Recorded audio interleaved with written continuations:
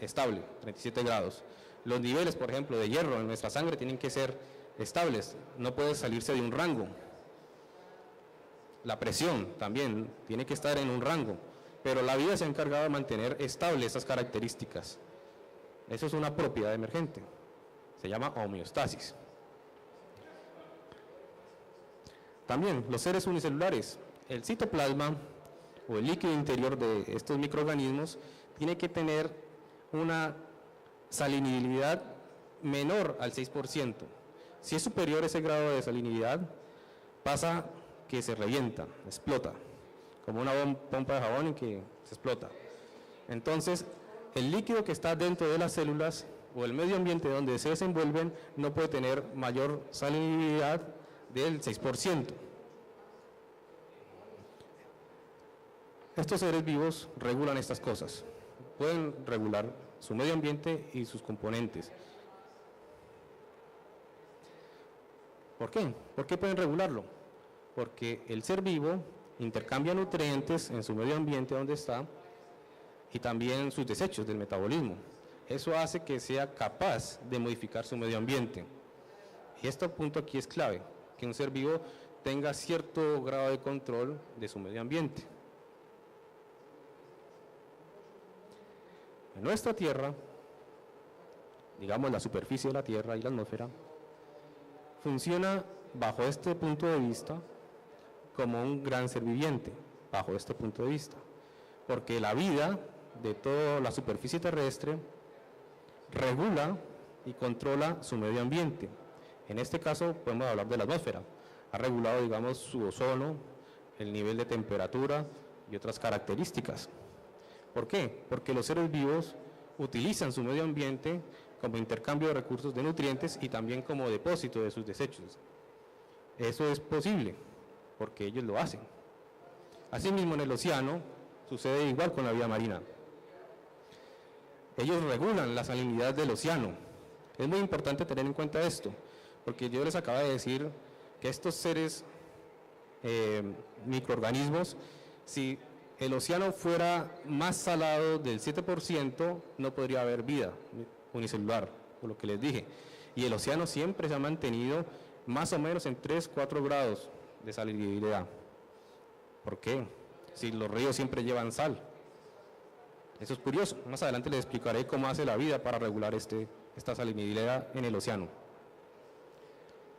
Entonces, en resumen, los seres vivos modifican su medio ambiente para su vida y por lo tanto regulan su medio ambiente para que sea posible la vida de ellos.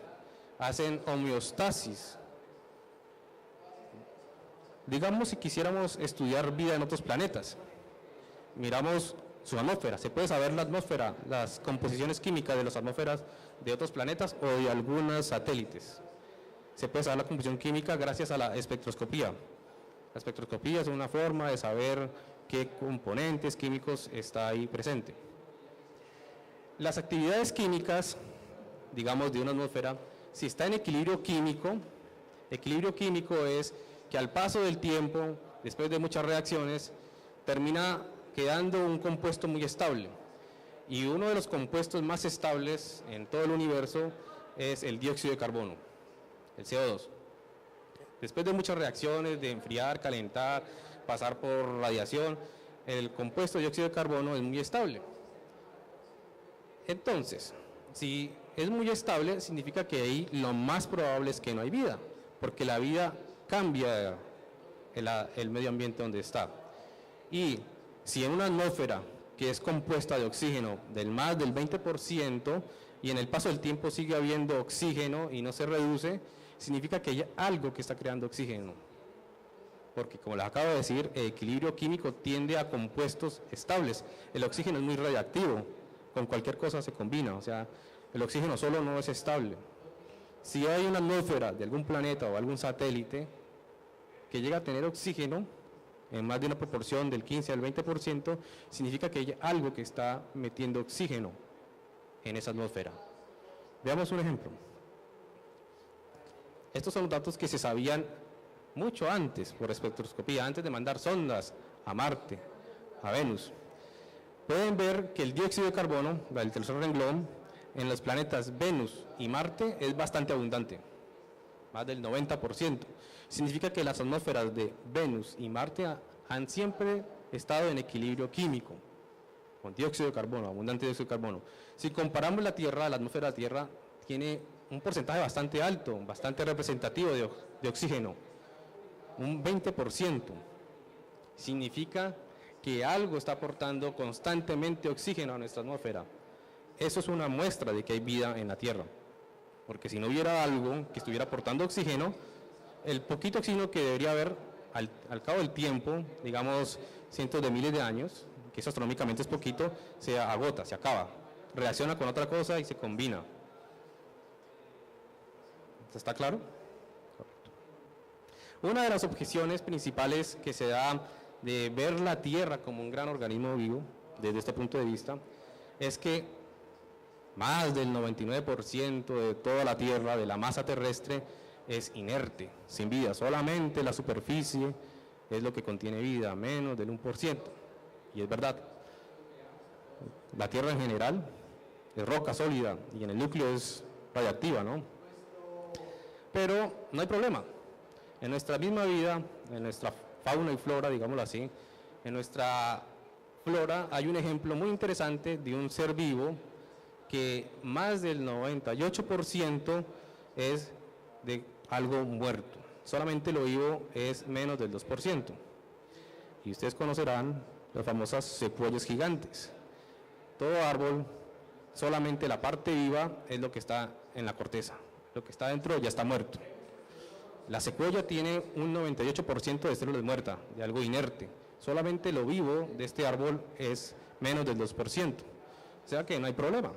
No es normal que en la superficie, con un pequeño porcentaje, sea lo vivo. No hay ningún problema. Entonces, desde este punto de vista, se puede comparar nuestra Tierra como un gran ser viviente. Si tienen preguntas, las pueden hacer en cualquier momento. El siguiente capítulo es cómo nuestra Tierra, en el paso del tiempo, ha ido evolucionando y cambiando su medio ambiente, pero gracias a la vida. Y esto es como una reafirmación de que la Tierra tiene homeostasis. Cuando nosotros pensamos en la vida pasada, pues siempre se nos va a la mente pues los dinosaurios. ¿Por qué? Pues por Hollywood, está Jurassic Park. Eso ha impactado mucho. Entonces siempre que pensamos en vida pasada, se nos viene a la mente los dinosaurios. Esto es un fósil representado artísticamente por computador, de un tiranosaurio. Los dinosaurios vivieron en una era llamada Mesozoica. Meso significa medio, vida del medio. Y se ha dividido en 3 periodos: el Triásico, el Jurásico y el Cretácico. Pero Meso es vida del medio, significa que hay una vida posterior, que se le ha dado un nombre.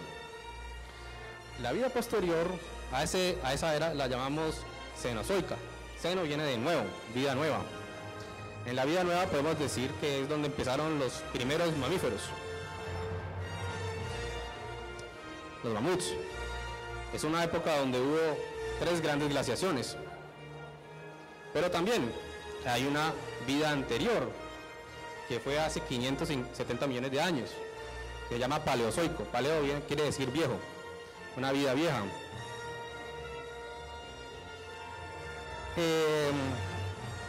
¿Cómo se puso esta fecha de hace 570 millones de años? Pues se encontraron unos fósiles de unos, digamos, animales ya extintos que se llaman trilobites, y con el proceso de carbono 14 se puede saber, y estos datan de hace 570 millones de años. Entonces, se dató que los primeros seres vivientes de la Tierra fue de hace 570 millones de años. Estoy hablando de una época. Esto después ha ido cambiando, ¿no? Después los científicos encontraron otro fósil, ya no de un ser multicelular. El trilobite es un ser multicelular. Es como un antepasado de un insecto, ¿no? Encontraron un fósil de un organismo unicelular. Esto es un foraminífero. Un foraminífero es un protista, o sea, un microorganismo que tiene la capacidad de hacer una conchita. Entonces estas conchitas son fáciles de que se vuelvan fósiles. Y al datar estas conchitas databan de mucho tiempo más atrás de 570 millones de años. Entonces, ¿qué decidieron los científicos? Ponerle a este periodo de seres multicelulares vivientes el nombre de fanerozoico. Fanero quiere decir visible, vida visible. Y se agregó otros nuevos grandes periodos de tiempo, estos se le llaman eones, estos periodos grandes de tiempo. Y este fósil databa de hace 2.500 millones de años atrás. Pero ¿qué pasa? Al poco tiempo se descubrió otro fósil aún más antiguo de unas bacterias. Estas bacterias, no el fósil de la bacteria como tal, sino del resultado de la actividad de una bacteria, de una cianobacteria, ¿no? Y estas databan de hace 3.600, 500 millones atrás. O sea que la vida en la Tierra realmente es muy antigua. Entonces se decidió agregarle un nuevo eón y que se llama arcaico, vida antigua. Pero bien, la Tierra ha empezado mucho antes de la vida. Y a ese periodo de la Tierra, que no tiene vida, que fue el primero, empezó hace 4.500 millones de años y se llama Adiano. Entonces vamos a empezar a estudiar la evolución de la Tierra desde este periodo. Estos son los 4 grandes eones con que se ha clasificado la historia de la Tierra. El primero es el Adiano, que data de hace 4.600 millones de años a 3.600 millones de años. La característica principal, uno dice que es el periodo de origen de la Tierra, ¿no? Pero realmente es de todo el sistema solar. Hace 4.600 millones de años fue que empezó todo el sistema solar, nuestro Sol y todos los otros planetas. ¿Cómo era la Tierra? La Tierra no tenía oxígeno, tenía puro dióxido de carbono. O sea que el cielo no era azul, era más bien como marrón, como el de Marte ahora. Se supone que había mucha actividad volcánica. Y en esta época, lo más característico es que podemos decir que allí fue donde se formó, se originó la Luna. Hay una teoría muy interesante de la formación de la Luna que debido al tiempo no puedo explicarla, pero ustedes la pueden buscar en Google y es bastante interesante. Bien. Otra característica de este periodo es que estaba lleno de actividad volcánica, muchos meteoritos, y lo principal es que parecía esto un infierno religioso, ¿no? Y por eso se le llama Adiano, periodo Adiano de Hades.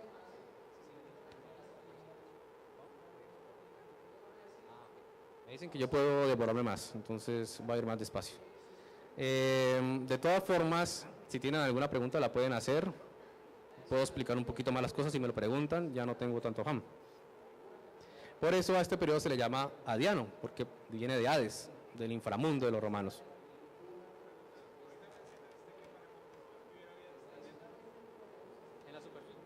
En la superficie, sí.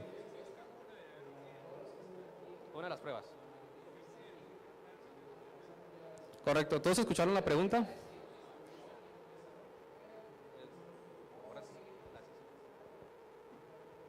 Que usted ahorita mencionó que para comprobar la vida en un planeta debería, digamos, eliminarse la abundancia de dióxido de carbono y volverse oxígeno. ¿Pero por qué oxígeno? Digamos, nosotros y todos los seres vivientes nos alimentamos de oxígeno, pero no necesariamente eso tiene que suceder en todos los tipos de vida en otros sistemas solares.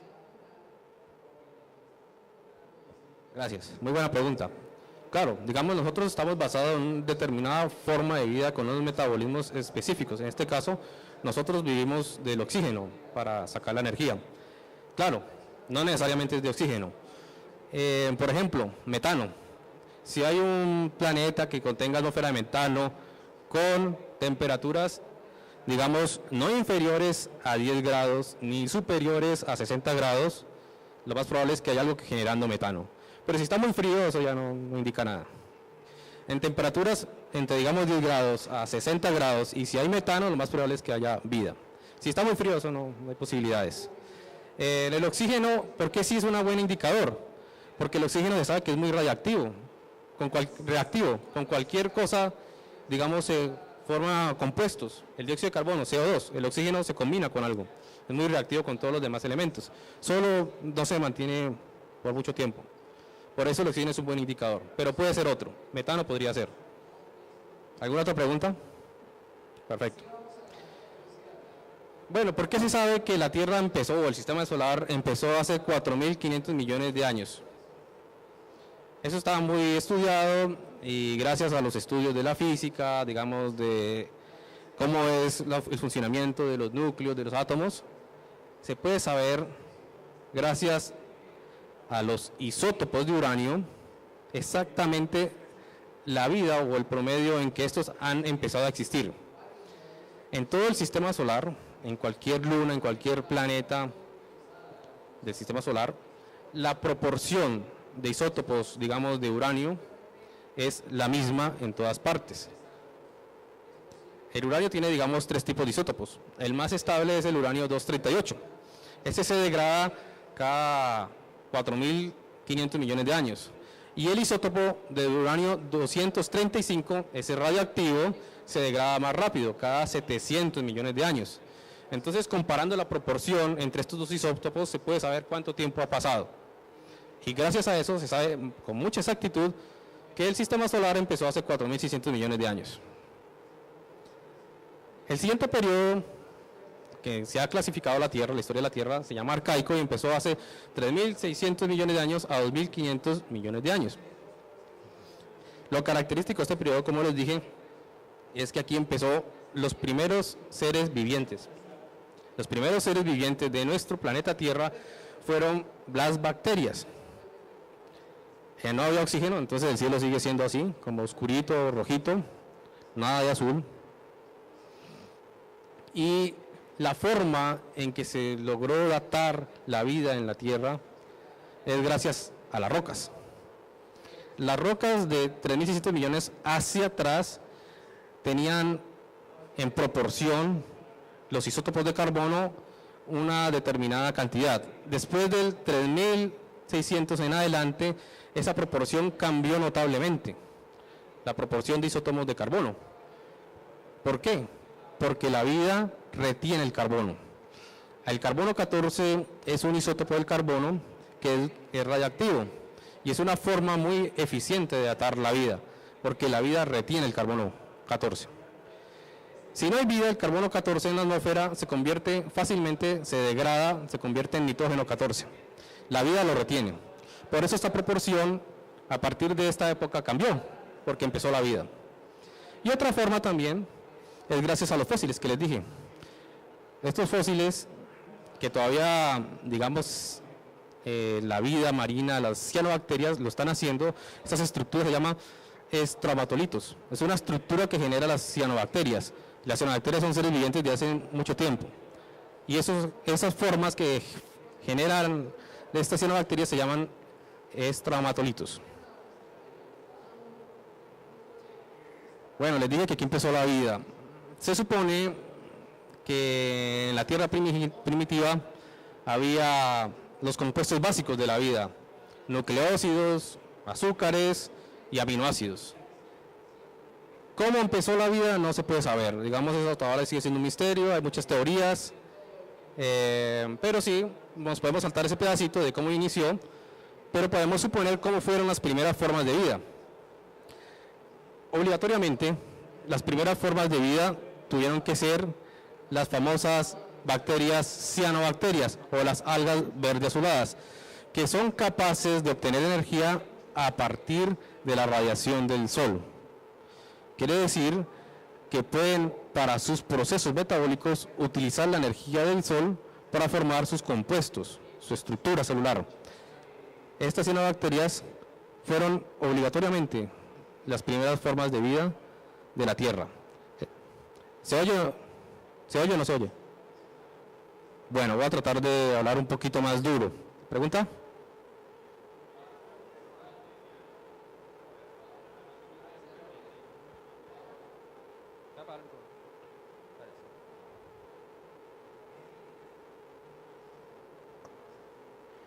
Mi pregunta es ¿por qué estas cianobacterias se presentaron en este planeta y no en cualquiera de los otros?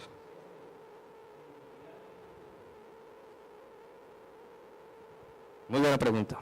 ¿Por qué las cianobacterias en la Tierra y no en otro planeta, como Marte, no? Bueno, primero que todo, la Tierra tenía las condiciones propicias para la vida, la temperatura adecuada para la vida, para esta forma de vida. Segundo, y es importante tener en cuenta esto, nuestra Tierra tiene un campo magnético que nos defiende de la radiación más fuerte del Sol, de los rayos, digamos, gamma, de los rayos X. El campo magnético nos defiende de ese tipo de radiación. Marte, por ejemplo, no tiene campo magnético. Eso evita, digamos, que la vida, porque los rayos muy energéticos destruyen la vida. Y para contestarte bien la pregunta, realmente no se sabe por qué en la Tierra sí vida y en otros planetas no. Eso es misterio, ¿sí? Bueno, entonces la vida en la Tierra, la primera forma de vida fueron las cianobacterias, conjunto a otro tipo de vida también bacteriano, que se supone que podía utilizar los desechos orgánicos, o sea, los cadáveres de estas cianobacterias, para poder construir los suyos. Estos seres, estas bacterias se les llaman metanógenas, que son capaces de utilizar otros seres vivientes para construir su propia estructura celular. Nosotros hacemos eso. Nos alimentamos de seres vivientes o de estructuras ya orgánicas para construir nuestro propio ser orgánico. Si no hay este equilibrio, ¿qué hubiera pasado? Las cianobacterias cogen todo el dióxido de carbono y lo poco a poco, por medio de su metabolismo, va soltando oxígeno, ¿no? Y el dióxido de carbono lo va cogiendo. Si no hay un equilibrio, otro ente o ser viviente que genere dióxido de carbono, en menos de 1.000 millones de años acabarían con todo el dióxido de carbono y se acabaría lo que nosotros llamamos como vida en la Tierra. Gracias a este otro tipo de vida bacteriana había un equilibrio entre las cianobacterias que utilizaban dióxido de carbono para su metabolismo y su desecho era el oxígeno, y las metanógenas, las otras bacterias, utilizaban ese oxígeno, digámoslo así, y parte de su estructura celular para ir y arrojaban dióxido de carbono y metano, ¿sí? Es importante que haya equilibrio para que haya homeostasis. Un solo tipo de vida no aguantaría. Bueno, las cianobacterias son muy importantes. Más adelante les iré explicando por qué. El siguiente periodo de la historia terrestre marca algo muy importante en la historia de la Tierra, que es que el oxígeno ya dominó la atmósfera. Dominaba en un sentido, pues no estricto, digamos un 20%, que es bastante. El oxígeno es un elemento que es muy reactivo y por eso curiosamente por eso, se pudo la vida evolucionar un escalón más, porque como este elemento es tan reactivo, puede utilizar otras formas de energía. Ahorita les explico cómo es. La vida bacteriana evolucionó a una vida procariota, protista. Esta vida es microscópica unicelular, pero es más compleja que la bacteriana. Tiene un ADN organizado en cromosomas, tiene organelos más complejos, y las últimas teorías, y que está bastante acertada en esta época, es que esta vida de protista, que es unicelular, se formó gracias a la simbiosis de bacterias. Es una teoría moderna, pero bastante aceptada. Se llama endosimbiosis. En las células animales encontramos dentro de estas una especie de organelo bastante interesante y complejo que se llama mitocondria. La mitocondria posee su propio ADN. Esto dio como el inicio a proponer esta teoría. Pero también las células de las plantas poseen los cloroplastos. Bueno, antes de hablar de los cloroplastos, gracias al oxígeno, que es muy reactivo, las células ya podían hacer fagocitosis, que es comer. Ya podían destruir, gracias al oxígeno, destruir otra vida. A partir de ese momento ya existía el comer. Antes no, antes se utilizaban cadáveres, pero no podían matar. Con el oxígeno ya era posible destruir. También gracias al oxígeno, la vida empieza a tener un cronómetro. Nosotros empezamos, nos envejecemos y morimos por el oxígeno. Antes no, las bacterias se viven y sin fin. Las células vegetales poseen los cloroplastos, que son los verdes. Estos verdes, con lupa, con un microscopio bien potente, tienen esta estructura. Tienen una cadenita de como cositas verdes, ¿no? Este es un cloroplasto con un aumento bien grande. pero es muy parecido a las cianobacterias. Quiere decir que una célula vegetal está compuesto de cianobacterias en el cloroplasto. Las cianobacterias son las que son capaces de utilizar la luz del sol como energía. La célula vegetal tiene cianobacterias o cloroplasto en su interior para poder hacer este proceso. Es bastante interesante eso.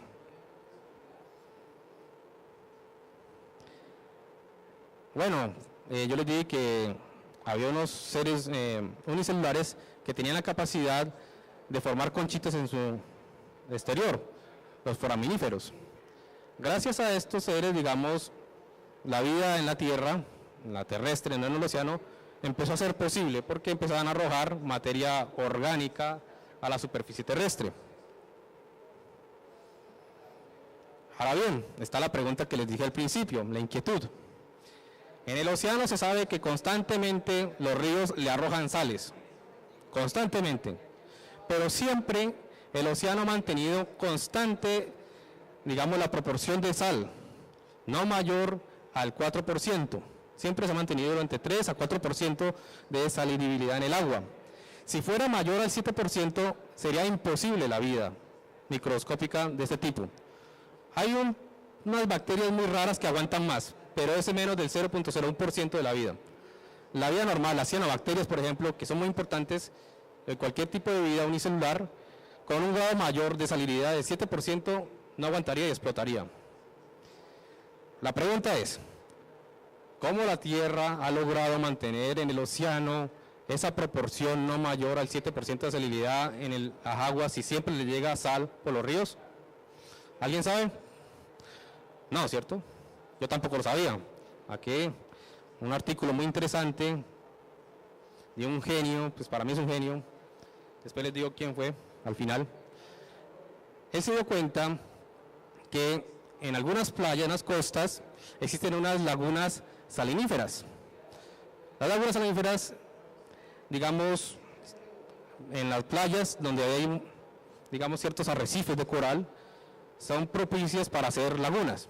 Y como hay poquita altura del agua del océano, se evapora fácilmente. Y ahí es donde nosotros sacamos la mayor parte de nuestra sal, en las lagunas saliníferas del océano. Entonces, gracias a esas lagunas, la sal del océano se va retirando. ¿Se entiende? Si no fuera por esas lagunas, el océano tendría más grado de salinidad del 7%, que sea imposible para la vida. La pregunta es, ¿cómo se forman estas lagunas? Hay muchos procesos, pero uno de los más interesantes, además de la erosión natural, es que estas conchitas de estos seres microcelulares han hecho posible que se vaya formando arrecifes coralinos de hace miles de millones de años atrás. O sea que la vida, gracias a esas conchitas, han aportado a que estos arrecifes, pequeños arrecifes, han aportado para que se hagan las lagunas saliníferas. Son los foraminíferos. Bueno, después la Tierra siguió su transcurso del tiempo y la vida hizo una evolución más compleja aún, de seres unicelulares a seres multicelulares. La vida ha llegado a un grado de complejidad muy alto en este punto. Prácticamente, digamos, en este periodo se ha formado en poco tiempo la mayor diversidad de los seres multicelulares. Los primeros se supone que fueron como las medusas o como los volvos, que son una comunidad bastante sencilla de seres unicelulares. También pues los dinosaurios están en esta época, en lo de los seres multicelulares. También en esta época hubo 3 grandes glaciaciones. Han habido 4 o 5 grandes glaciaciones, pero en este periodo se han contado 3 o 4. ¿Sí? Ahorita les explico lo de las glaciaciones, porque es algo muy interesante. La vida en este periodo vegetal cambió un poquito, no cambió, evolucionó a un tipo diferente. Normalmente los árboles tenían hojas grandes, los helechos, para aprovechar la fotosíntesis. Pero a medida que, digamos así, la vida animal, no la vegetal, la vida animal prosperaba, había más dióxido de carbono. Eso hace posible que haya otro tipo de plantas, como las hierbas, los pastos. Estos utilizan un metabolismo un poquito diferente a las de hojas grandes. Aprovechan mejor el dióxido de carbono. O sea, en climas cálidos estas plantas son mejores, tienen mejor metabolismo. En climas húmedos y templados, las de hojas grandes tienen mejores posibilidades. La pregunta también del millón: las plantas generan oxígeno, pero también se sabe que un ambiente con más del 25% de oxígeno fácilmente puede combustionar. Sería fácilmente combustible, o sea, combustiona rápidamente. No podría existir la vida si en una atmósfera o en un medio ambiente hay más del 25% de oxígeno, porque combustionaría fácilmente. También, si es menor del 15%, no habría tanta vida. Mejor dicho, terminaría extinguiéndose, porque la mayoría de la vida terrestre es gracias al oxígeno. La pregunta es, ¿cómo se ha mantenido o cómo se ha regulado esta cantidad o proporción de oxígeno en la atmósfera?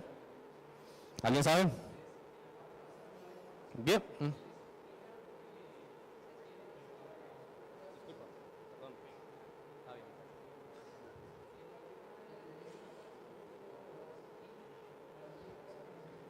Si no me equivoco, en esa época los organismos consumían más oxígeno y producían dióxido de carbono, por eso eran más grandes los insectos, si no estoy mal. Tú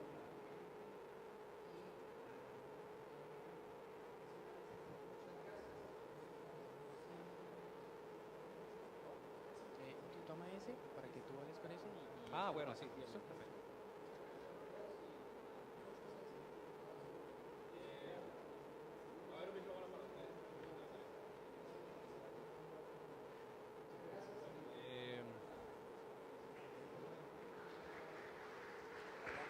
¿Puedes hablar para que él sienta qué volumen tiene que subir? Hola, hola.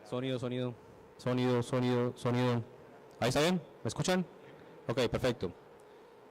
Bueno, entonces, ¿cómo se ha mantenido constante? Tu idea es interesante, pero es otra explicación. Cuando la vida vegetal tiene éxito, hay más oxígeno en la atmósfera, ¿sí? Eso no hay discusión. ¿Qué pasa? En las latitudes altas hay un tipo de vida vegetal que son los pinos. Los pinos tienen una característica en su corteza que tienen el ámbar, ¿cómo se llama eso? La resina. La resina de estos pinos son muy combustibles, fácilmente extienden el fuego. En esas latitudes, cuando cae un rayo, bastante bosque se quema y hace posible que haya menos producción de oxígeno.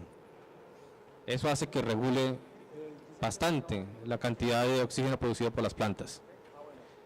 Pero, si este control falla, hay otro control más interesante. Cuando hay mucho oxígeno, ¿qué pasa? La temperatura terrestre baja la temperatura.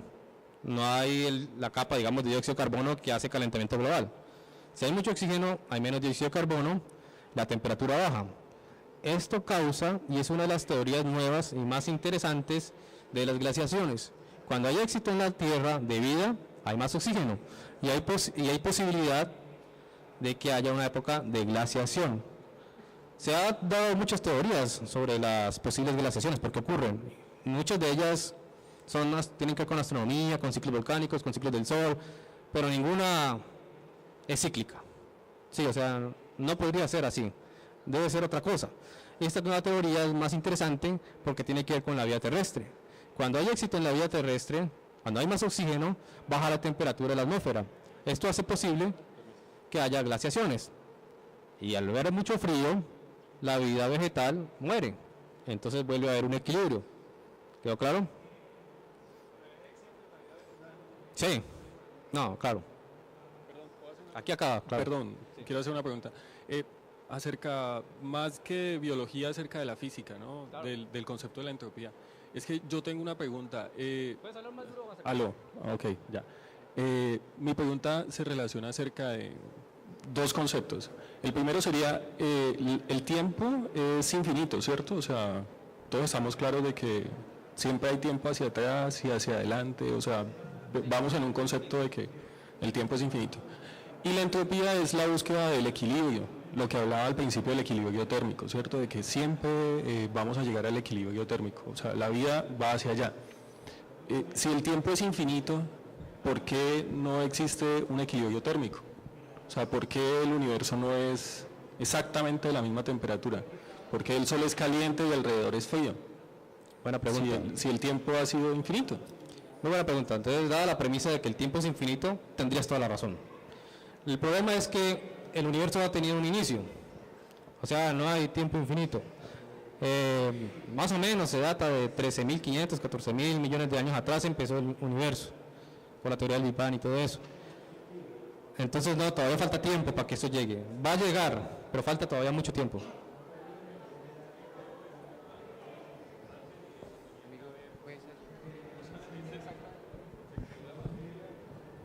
O sea, pero existe la misma pregunta, o sea, para que existiera ese momento inicial, Buena haber es buena pregunta de tu inquietud. Antes del universo, ¿qué había, más o menos? es exactamente lo mismo, o sea, Bueno, uno puede imaginarse muchas cosas, pero porque mi idea es de que es cíclico, ¿cierto? O sea, la teoría del Big Bang crearía como un concepto cíclico de Pues, expansión y compresión y expansión y compresión. pues no necesariamente.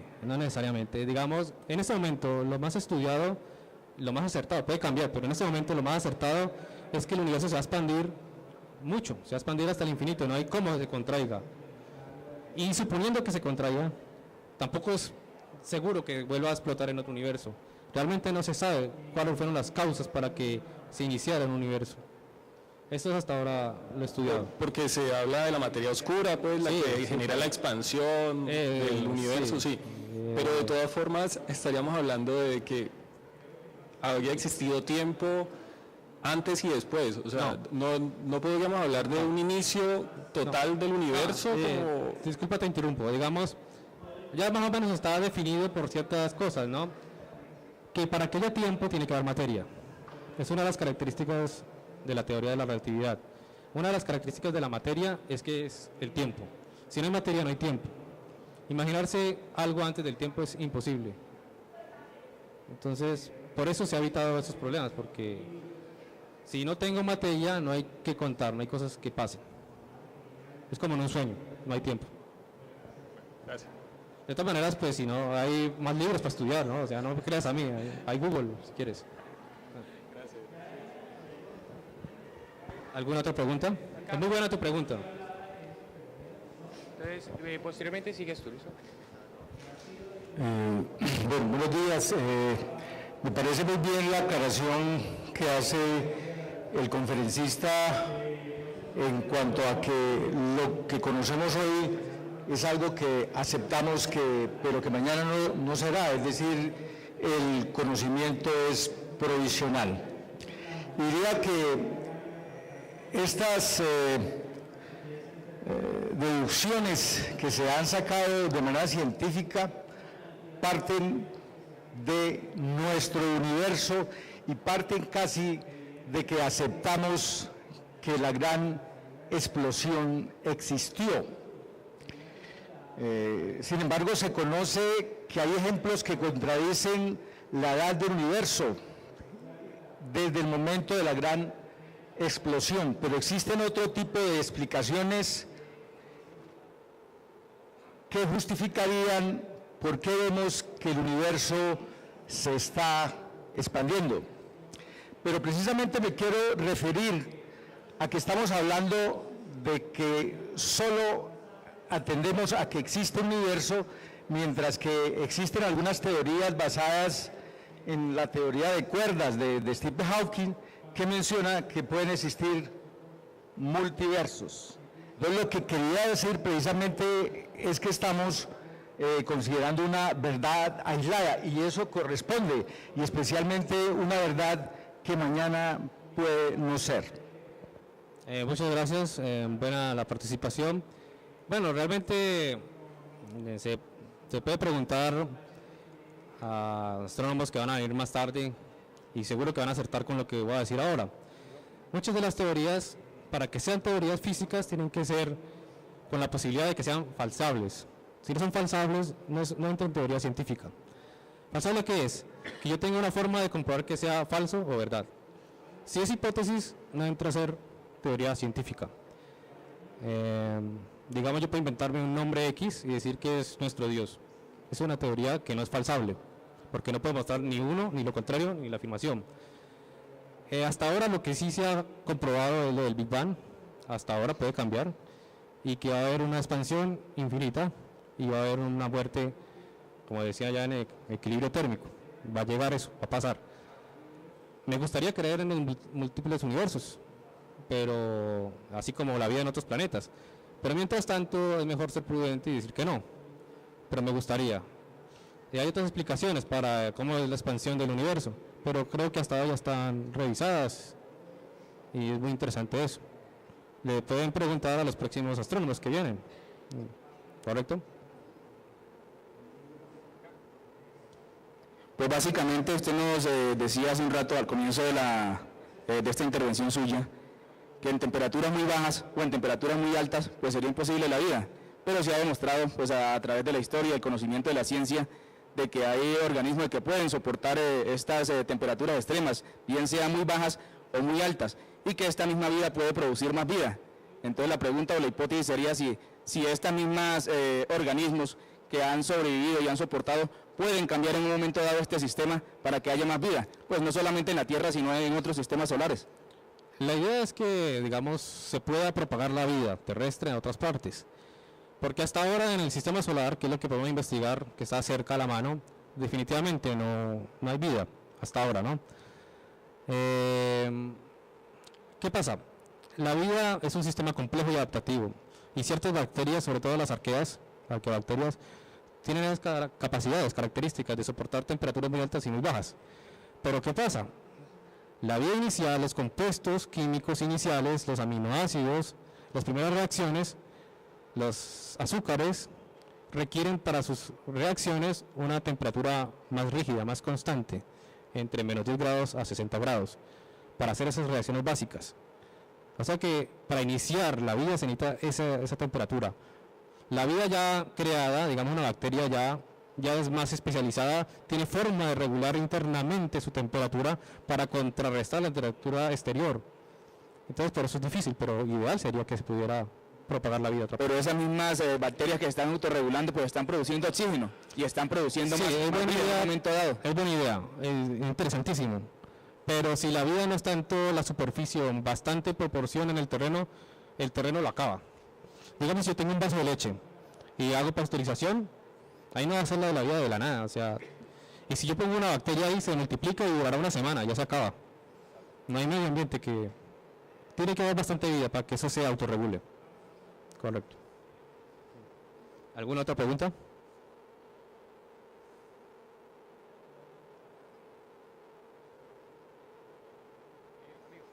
Ok. Bueno, buenos días. Buenos días. Al inicio de la conferencia, cuando habla de la vida según la termodinámica, me parece interesante cuando empieza a dar digamos, el término de entropía en un sistema cerrado, pero como lo vino diciendo después a lo largo de la charla, menciona que los sistemas biológicos son sistemas abiertos, entonces se estudian desde la termodinámica lejos del equilibrio.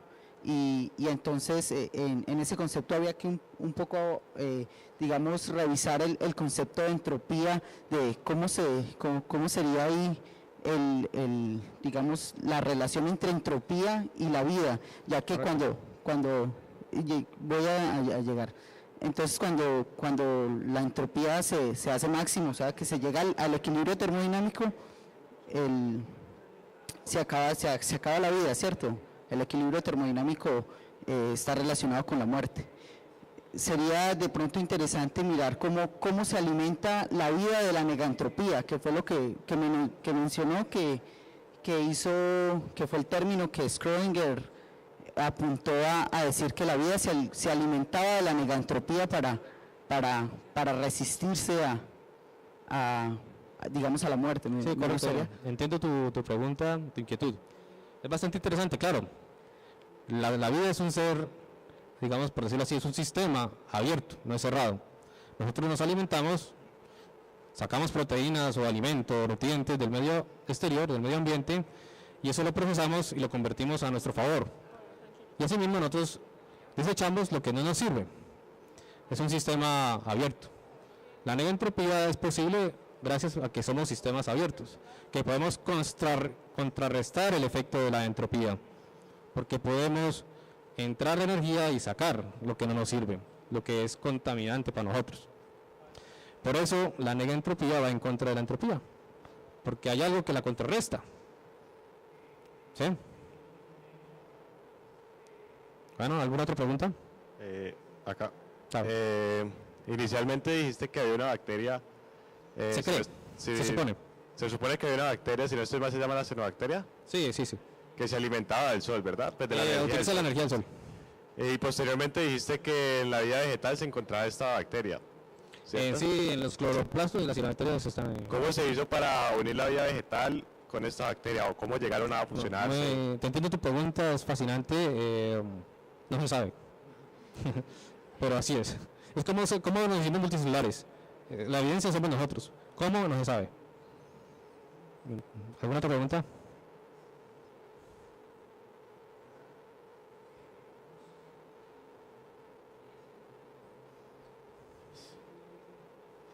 Santiago, Claro.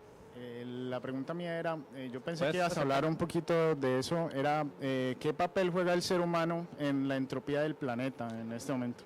Muy buena pregunta. Claro, la vida hace homeostasis en su medio ambiente. La vida autorregula las características de su medio ambiente.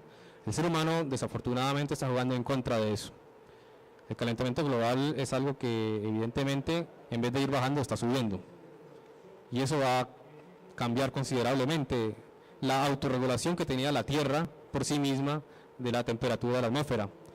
Nosotros estamos yendo en contra de la autorregulación de toda la fauna y la flora y todos los seres vivientes de la Tierra. No sé qué va a pasar.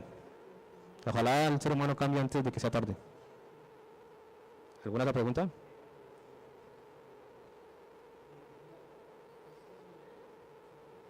De todas maneras, jóvenes, digamos, yo que les diga aquí, no tienen que creer exactamente al pie de la letra. Pueden ustedes buscar en Google y por su propia cuenta sacar sus propias conclusiones. Si estoy inventando yo, si estoy exagerando, si es así o no. De todas maneras, ahí están los libros, pero está Google, digamos, está a la mano Google, pueden investigar todo esto. ¿Alguna otra pregunta? Gracias.